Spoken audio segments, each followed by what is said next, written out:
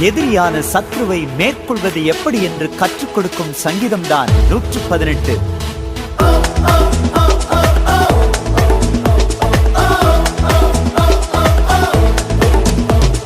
கர்த்தரின் பலனானா, அவரே என் கீதமானா.